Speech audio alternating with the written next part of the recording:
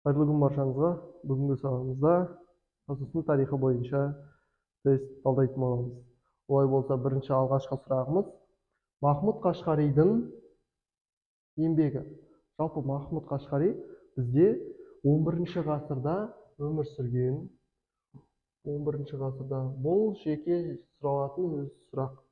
Махмұд Қашқаридің еңбегі, яғни жазған дерегі бойынша ол бізде Дивани Лұхат ат-Түрк болып табылады. Жалпы Д вариантында Дивани Лұхат ат-Түрк. Ал енді қалған АБЦ варианттарын қарайтын болсақ, шежірелер жинағы. Шежірелер жинағы бізде Қадырғали Жалайыридің еңбегі. Құтты білік бізде Жүсіп Баласағұнидікі. Жүсіп Баласағұни. Және үшіншісі жылнамалар жинағы. Ол бізде Рашид ад-Диннің еңбегі болып табылады. Махмұд Қашқаридің еңбегі Дивани Лұхат ат-Түрк. Келесі.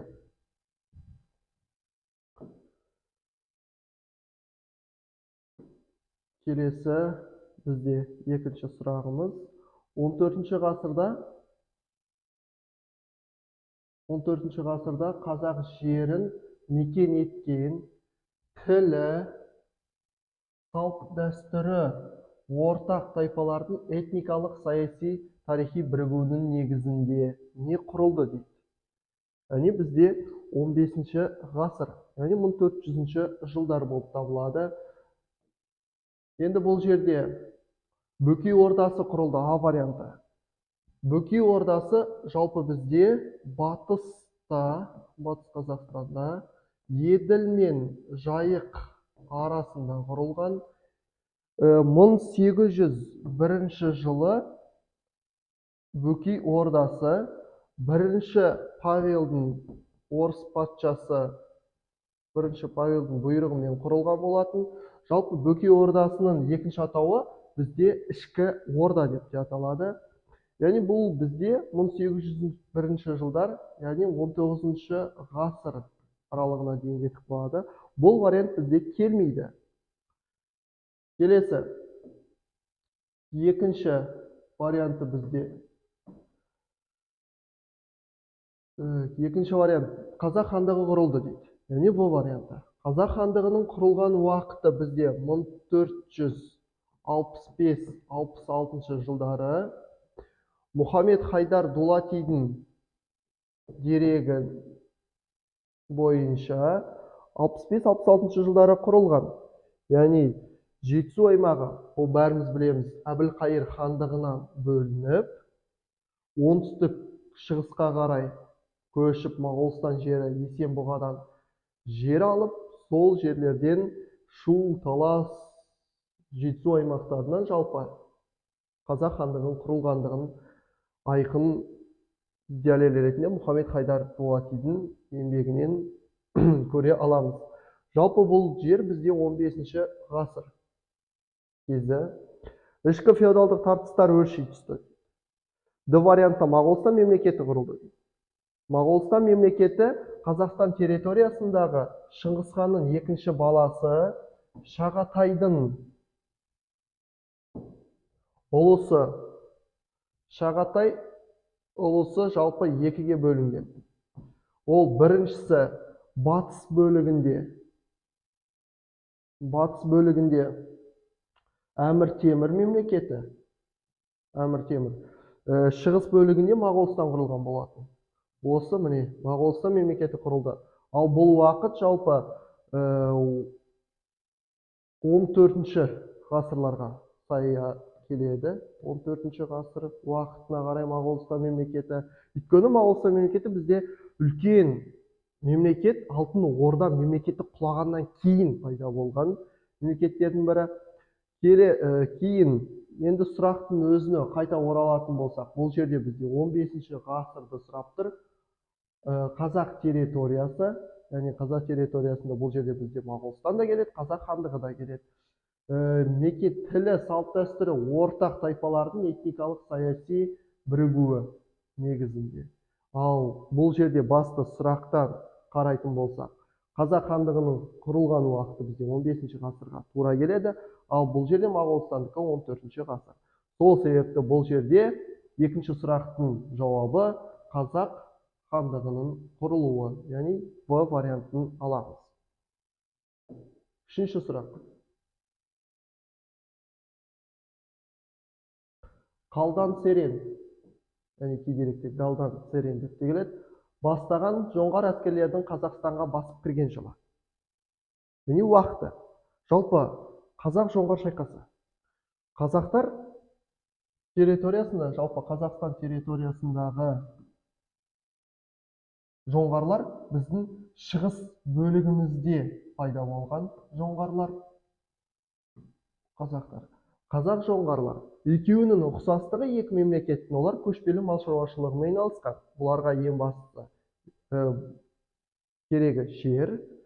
Сол себепті бір-біріне қарсы соғыстармен көп соғыстар жүргізіліп отырған. Көбінесе жоңғарлар қазақ жеріне жойқын жорықтар ұйымдастырған. Солардың бірі 1723 жылы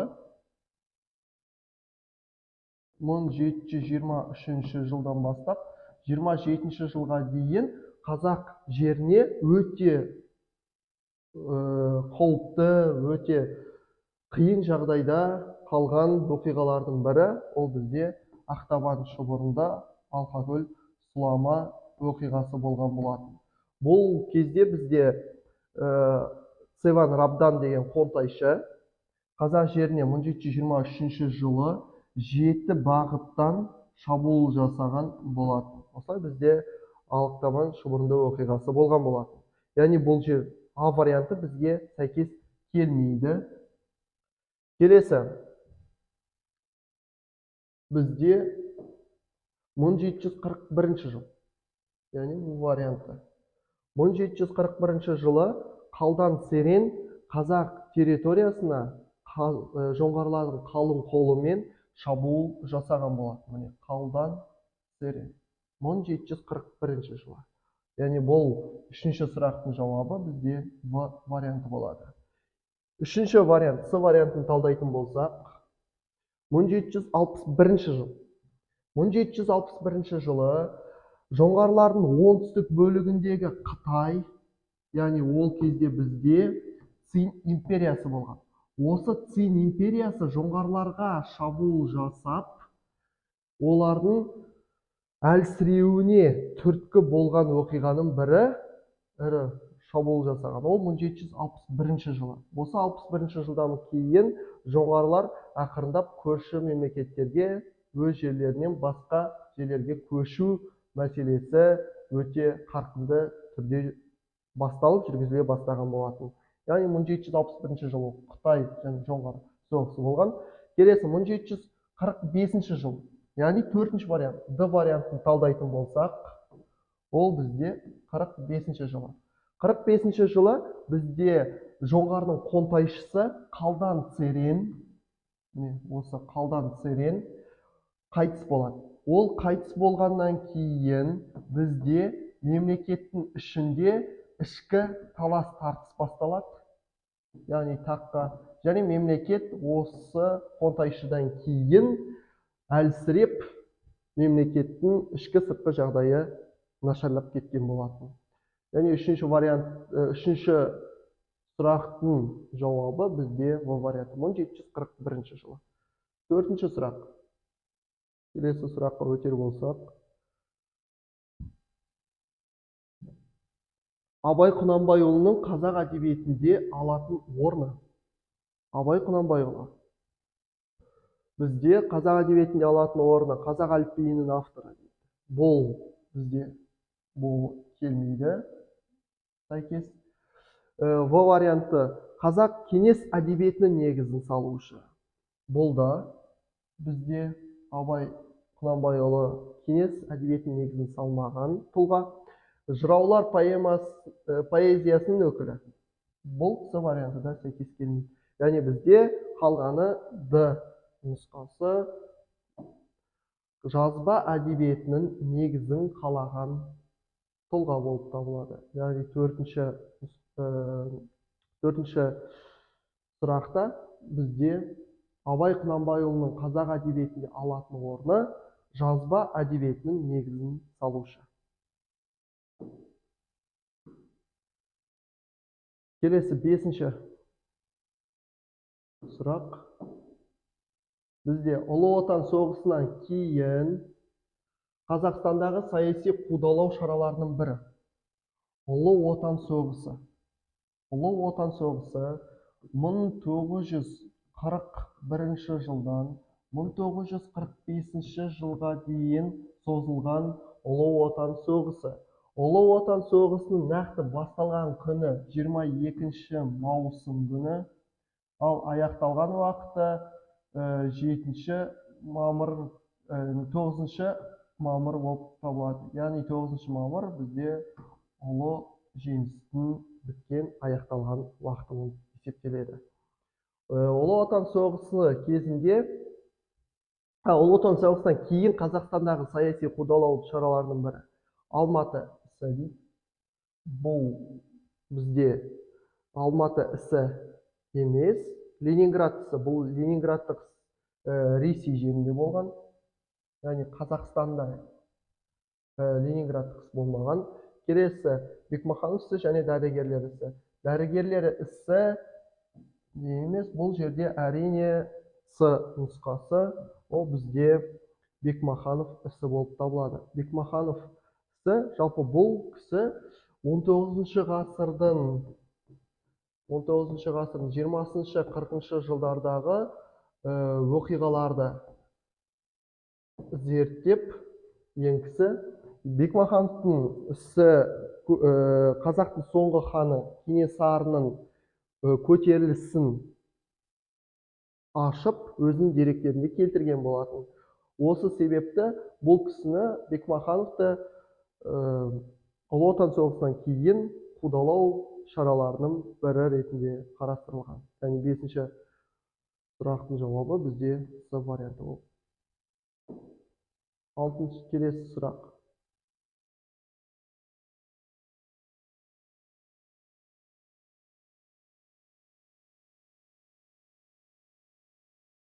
Мәтінде сипатталған оқиғаны жазған тарихшыны анықтаңыз. Яғни мәтіндегі осы мәтінді жазған тарихшыны анықтайтын боламыз.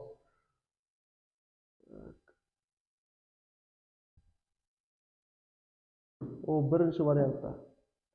Бірінші мәтінді оқиық. Ғұндар ертелі кеш ат үстінен түспейді. Яғни бұл жерде тірек сөз ретінде ат қаларыз.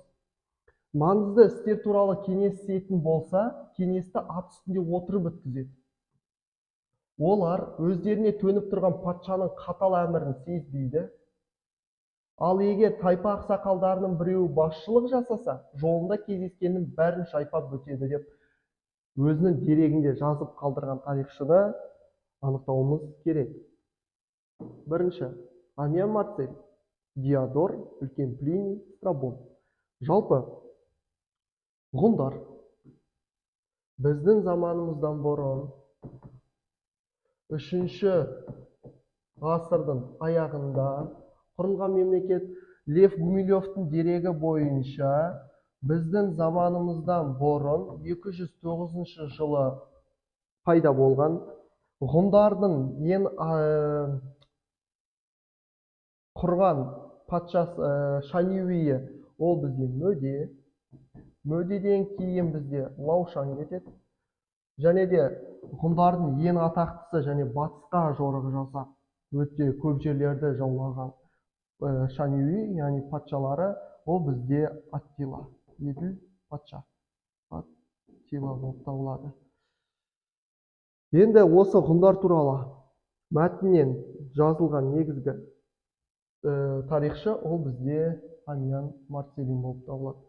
Ал қалған Страбон, ол бізде көбінесе сақтар туралы жазған. Страбон, ал Диодор, Үлкен Плиний деген ол Қазақстанның батыс аймақтарында өмір сүрген Сармат, Савромат тайпалары туралы өздерінің деректерінде келтірген болатын.